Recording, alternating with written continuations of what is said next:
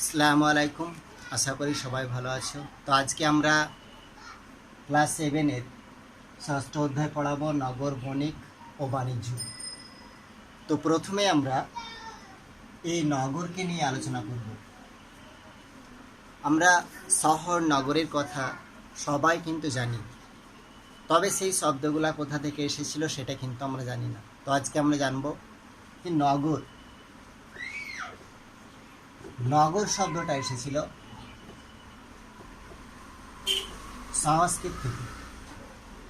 সংস্কৃত থেকে এসেছিল নগর শব্দটা। আর শহর শব্দ এসেছিল ফরাসি শব্দ থেকে। তাহলে নগরটা এসেছিল সংস্কৃত শব্দ থেকে, আর শহর শব্দটা এসেছিল ফরাসি শব্দ থেকে। তো এই নগর শহরের কথাই আজকে আমরা জানব। এই নগর শহরের মধ্যে বণিক বাণিজ্যের কথা বলবো, কিভাবে ব্যবসা গড়ে উঠেছিল, কোন কোন শহরকে কেন্দ্র করে ব্যবসা গড়ে উঠেছিল, তো তাদের আর্থিক অবস্থা কেমন ছিল, তাদের রাজনৈতিক প্রশাসনিক ব্যবস্থা কেমন ছিল, ব্যবসা বাণিজ্য কেমন ছিল, এই সব নিয়ে আমরা আলোচনা করব। তবে এই সব শহর নগরের মধ্যে যেটা সব থেকে বৃহৎ, সব থেকে উল্লেখযোগ্য শহর, সেই শহরটা হচ্ছে দিল্লি। অর্থাৎ এই দিল্লি সম্পর্কেই আমরা আলোচনা করব। তো এই দিল্লির অবস্থান কিভাবে, ভৌগোলিক অবস্থান, আমরা দিল্লির ভৌগোলিক অবস্থান আমরা এইটুকুই জানি যে দিল্লি আরাবল্লী শৈলশিলার একটি প্রান্ত ও যমুনা নদী আর সঙ্গমস্থলে দিল্লি স্থাপন করা হয়েছিল। তো এই দিল্লি শহরকে কেন্দ্র করে দুটো পর্যায়ে আমরা এই দিল্লিকে আলোচনা করতে পারবো। কি সেই মধ্যযুগে দিল্লি শহরের উৎপত্তি, অর্থাৎ সুলতানি মোগল যুগের দিল্লি, সুলতানি মোগল যুগের দিল্লি বলা হয়। তো এই দিল্লির দুটো পর্যায় ছিল। কি দিল্লির দুটো পর্যায়? দিল্লির দুটো পর্যায়। তো এই পর্যায়ের মধ্যে প্রথম যে পর্যায়টা ছিল সেটা হচ্ছে খ্রিস্টীয় ত্রয়োদশ শতকের দিল্লি। খ্রিস্টীয়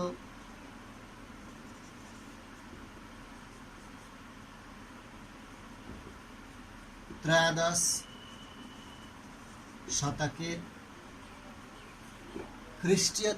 শতকের দিল্লি ছিল। আর এক অপরটি হলো সপ্তদশ শতকের দিল্লি। সপ্তদশ শতকের দিল্লি।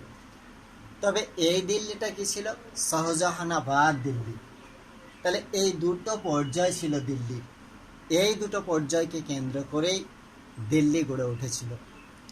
তো আমরা এর একটু ব্যাখ্যাটা জেনে নেব। তো সেই ব্যাখ্যাটা একটু দেখে নেই আমরা যে কী ধরনের এই দিল্লি ছিল। সেই দিল্লি ব্যাখ্যাটা আমরা একটু জেনে নেব।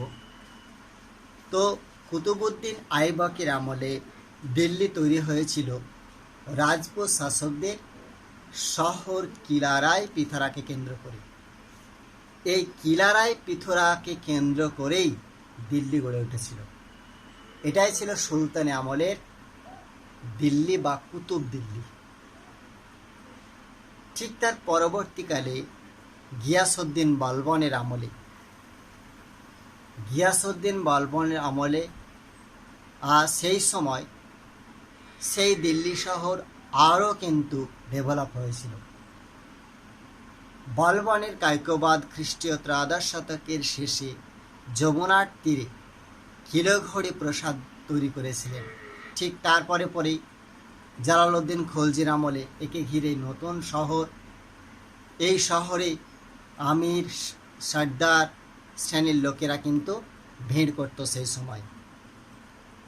তো সুলতান আলাউদ্দিন খলজির সময় মোঘল আক্রমণের হাত থেকে নাগরিকদের সুরক্ষা দেওয়ার জন্য সিরিতে একটা শক্তপোক্ত কেল্লা শহর বানানো হয়েছিল।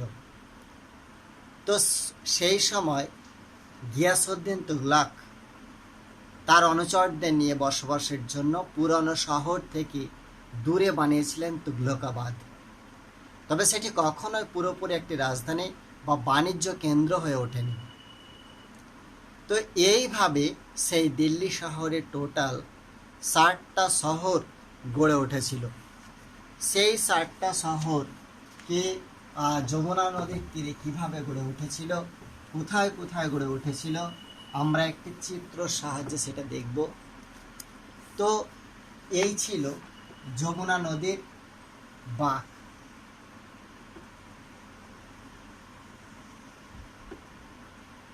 ঠিক এই জায়গাতে তৈরি হয়েছিল কি সে কিলারাই পিথরা।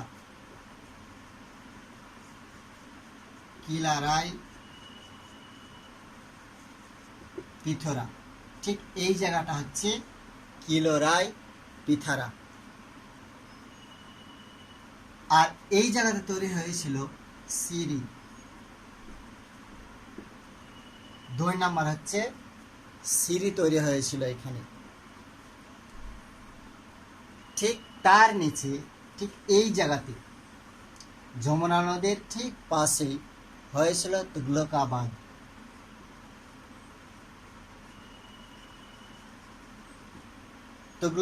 তৈরি হয়েছিল ঠিক এই জায়গাতে।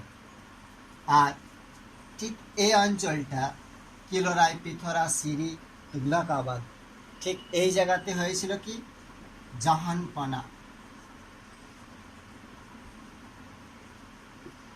জাহানপাহানা শহর গড়ে উঠেছিল। আর ঠিক এই জায়গা যমুনা নদীর একদম তীরে ফিরোজ শহর কোটলা,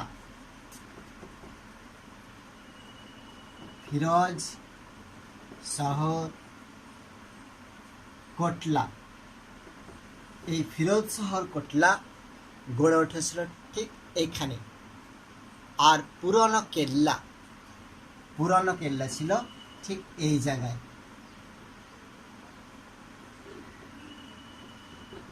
পুরানো কেল্লা তৈরি হয়েছিল। আর জাহানপানাহবাদ ঠিক এই জায়গায়।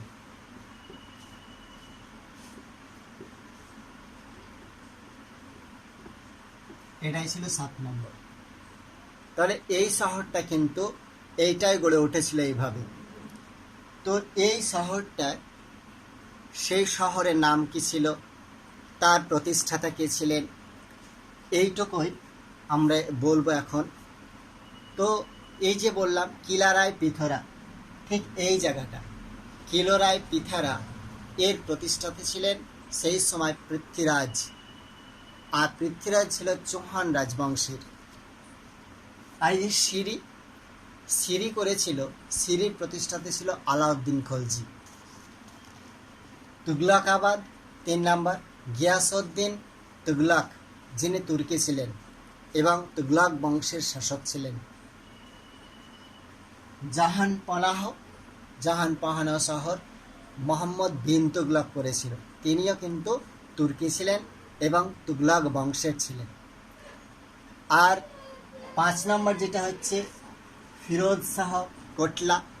এই ফিরোজ শাহ কোটলা তিনি করেছিলেন, ফিরোজ শাহ তুগলক করেছিলেন, তিনিও ছিলেন তুগলক বংশের এবং তিনি ছিলেন তুর্কি।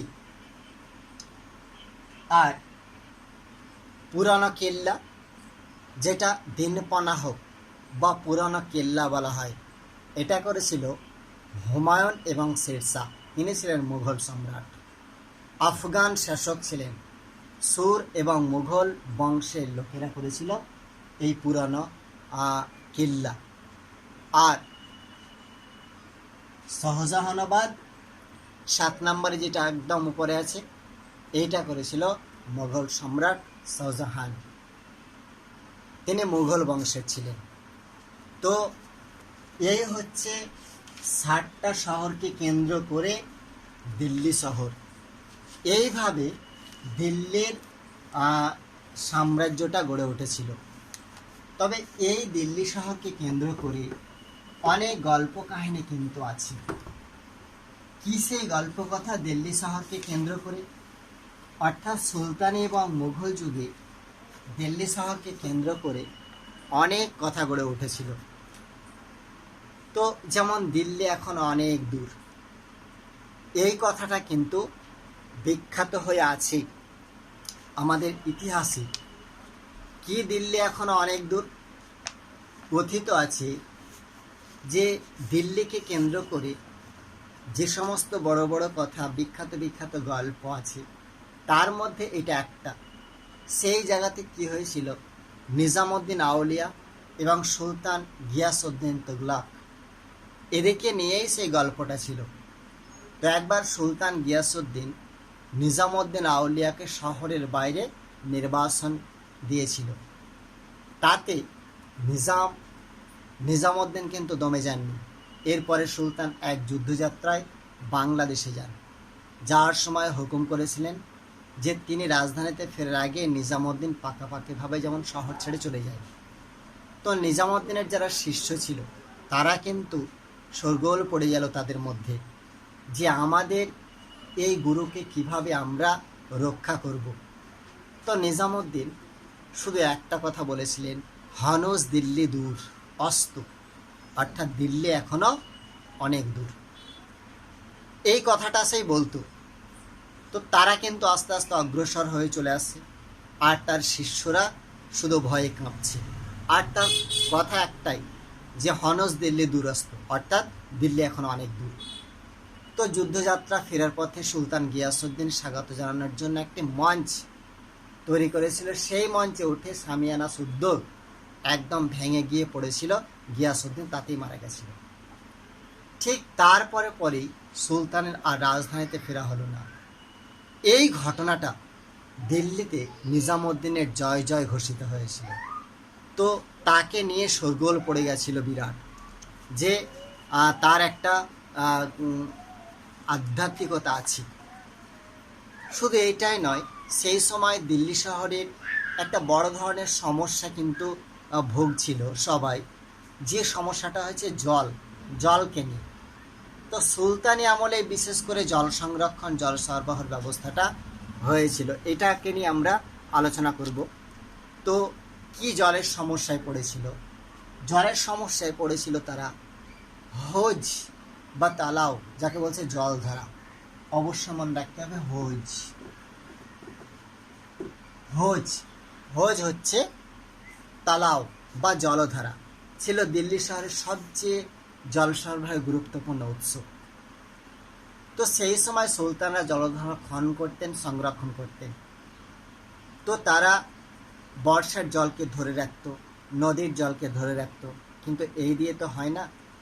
তো সেটা সংস্করণ করা হয়েছিল। সুলতান ইলতুৎমিশ করেছিলেন হৌজ-ই শামসি। হৌজ-ই শামসি, হৌজ-ই শামসি, হৌজ-ই শামসি বা হৌজ-ই সুলতানি। আট কোনা ছিল এই জলধারাটা। তবে ইবন বতুতার বর্ণনায় সেটা যে এই জলধারাটা ছিল 8টা কোনা বিশিষ্ট। আলাউদ্দিন খলজি খনন করেন আরো বড় 4 কোনা জলধারা, হৌজ-ই আলাই। হৌজ-ই আলাই, এটা আরো বড় ধরনের একটা হৌজ বা জলধারা। পরে এর নাম হয়েছে হৌজ-ই খাস। তো গিয়াসউদ্দিন তুগলক বানানো তুগলকাবাদে আরেকটি জলধারা তৈরি করেছিল, সেখানে উচ্চ বাঁধ দিয়ে জলধারা তৈরি করা হতো। আবার উল্টো দিকে সুলতানের রাষ্ট্রের বিরোধী স্থানীয় শহরে সেই সময় হৌজ-ই শামসি মানে বাঁধ দিয়ে বানানো হয়েছিল। তো এইভাবে জল সংরক্ষণের ব্যবস্থা হয়েছিল কিন্তু এই দিল্লি শহরকে কেন্দ্র করে। তো দিল্লি শহরকে কেন্দ্র করে আমি আগেই বলেছি যে অনেক গল্প কথা আছে। তো সেই সময় সুলতানি এবং মুঘল যুগে দিল্লি শহরকে কেন্দ্র করে প্রচুর আধ্যাত্মিক কথাও আছে, এবং সেগুলো আমাদের ইতিহাস হয়ে রচিত হয়ে আছে। তো আমরা এই যে গুলা জানলাম সেগুলো সবই হচ্ছে ওই খ্রিস্টীয় ত্রয়োদশ শতকে, এবং আমরা সপ্তদশ শতক অর্থাৎ যে সময় মুঘল সাম্রাজ্য ছিল ঠিক সেই সময়টাকে একটু আলোচনা করব। তো সেই সময়তে বিশেষ করে আকবরের শাসনকালে মুঘল সাম্রাজ্য শাসন কেন্দ্রিক বরাবর বদলেছিল। দিল্লি সুলতানের মতো এখানে কোনো ভৌগোলিক এলাকা ক্ষমতাকে কেন্দ্র ছিল না। মুঘল শাসকরা কোথায় অবস্থান করছেন সেটা ছিল তাদের গুরুত্বপূর্ণ।